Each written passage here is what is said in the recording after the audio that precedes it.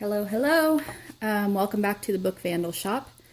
As promised, here is a tutorial for how I did these little envelopes. They're kind of like a coin envelope, only larger. And then I also have this one that I'll show you how to make. Just a heads up, I will probably have to do this in more than one video because I don't pay for the premium YouTube, so I can only upload 15 minutes at a time. So I may have to do it in parts. Okay, we're going to start with this one though, and show you the file folder options.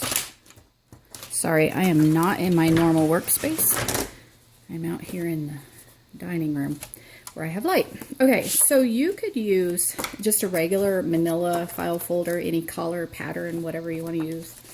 For these, I have used these hanging files. They have the little hangy thingy on them. I like them because they're double-sided, double colored, and they just kind of look really neutral. So for today, that's what I'm going to be using, but you could totally use one of these. Okay, first thing you're going to do, bear with me. I am not a tutorial person, as I told you in the last one, but I'm going to try to get better. I've got the measurements wrote down for you if that helps. So I like to use this crease that's right here in the file folder, and that way your scoring and folding has already been done for the bottom of your envelope.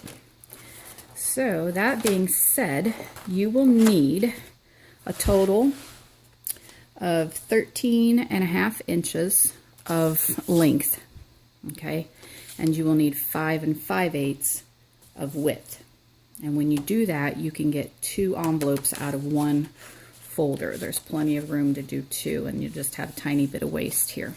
Okay, so if you're using a folder like mine, your 13.5 you can get by doing 5 7/8 down here on the bottom part of the crease, and 7 5/8 on the top part of the crease.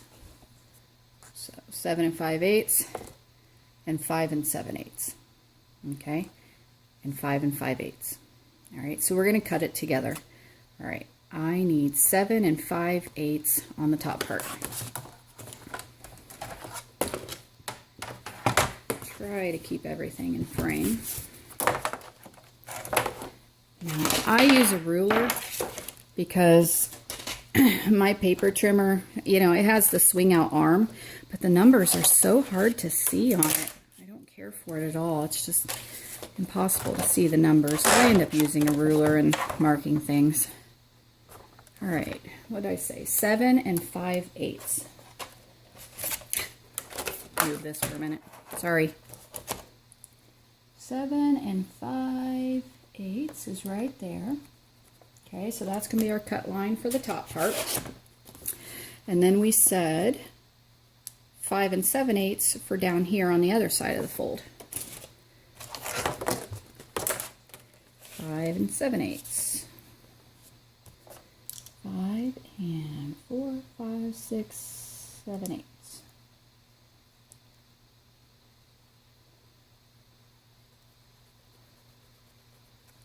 Okay. Bring my paper trimmer back in. You could cut this with scissors if you wanted to. It is kind of cumbersome using a paper trimmer, but okay, that's trash. We won't need that. Really can't do anything with it. Okay. Now this part, hang on to because we're going to use this.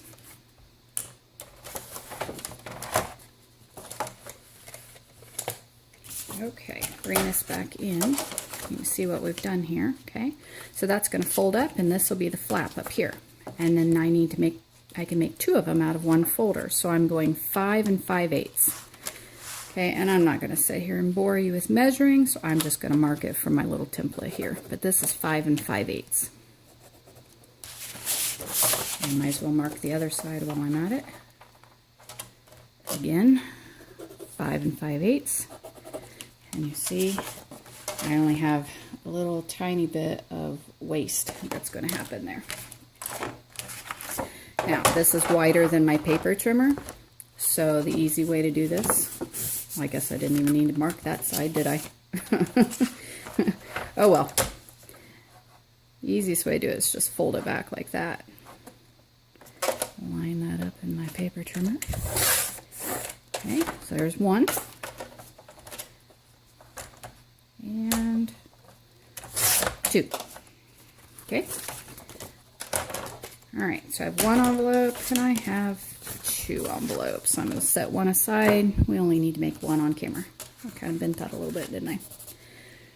Okay, so I guess I'm done with this template now. I'll show you my other template. This is my finished envelope and I haven't glued it so you can see the inside. So the reason I cut 5 5/8 is because I want to be able to have flaps so that when I fold this up, I don't have, you know, two raw edges here. Okay, if I'm going to be gluing it to the back of a book, like I did in this book, just kind of glued it in the back, then I don't need the back to look all pretty and clean.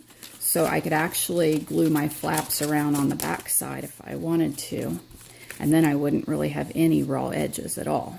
But if you're going to leave it loose, tuck them in and glue them like that. It still just gives it a more finished look when you have the flaps rather than, you know, just straight gluing. Okay, so 5 5/8 allows me to have a 1/2 inch flap on each side. Okay, and so I'm only cutting my flaps to the fold line. Okay, so I need to take a 1/2 inch off of this whole side, a 1/2 inch on this whole side, and that'll allow me to have 2 1/2 inch flaps down here at the bottom. Okay, makes sense? All right. So what I normally do is I just go ahead and score the whole thing. Of course, my scoreboard, my paper is a little longer than my scoreboard is. Okay, so 1/2 inch. I like to flip it around. I don't like to trust the other side, and I'm doing this at an angle, so this is kind of cumbersome trying to work around a tripod. 1/2 inch on this side. Okay, and now that I know where my line is over here, I'll go ahead and bring it the rest of the way up. Okay, and sorry, bumped the camera. All right, so now I have a 1/2 inch scored on each side, on all the way up. Okay, I'm leaving this score and this score. These are my flaps, but I need to cut these off up here. Okay, I can do that with my paper trimmer, or I can do it with my scissors. I'm going to do it with my scissors. Sorry, bore you to death while I'm cutting.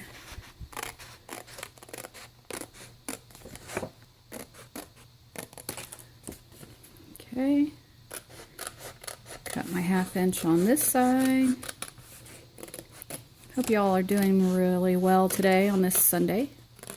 Kind of dreary outside today here in Indiana. A little windy too.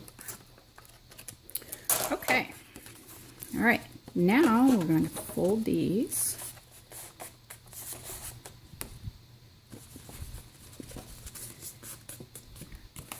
All right, starting to come together, looking like an envelope. Okay, now if your score lines for the score lines that were on the file folder when you started, if they don't line up for what you need, then you know you can make your own score line. Mine so happens to actually line up to where I can just fold that over for my flap. Okay, but if yours doesn't and you have to create your own, then what you want to do is just leave yourself a tiny bit of room between the top of the envelope and the crease for your flap, and that will give you some leeway so it doesn't kind of want to, you know, if it's flush like this, then it doesn't close very well. So just give it some breathing room, okay? All right, that's that. And then, show you what else I do. Take that scrap piece that you had, and I like to cut a little bit off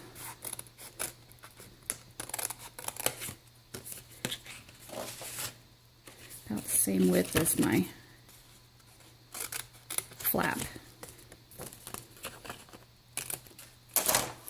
Okay, and I glue it so that I have a double thickness. Bring my template back in.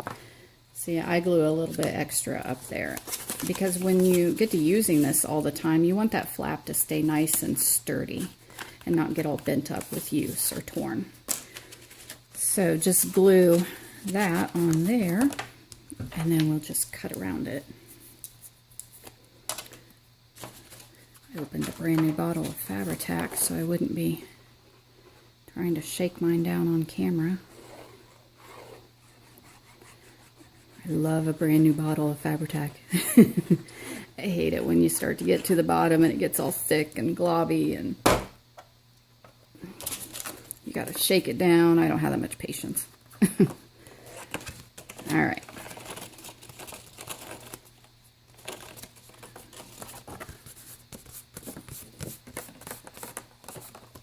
Okay. I'm just gonna trim. Now this piece I'm trimming off here, hang on to it because we're going to use that too.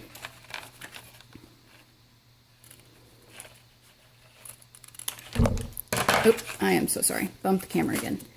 Okay, that was not the best cutting in the world. Trying to hurry.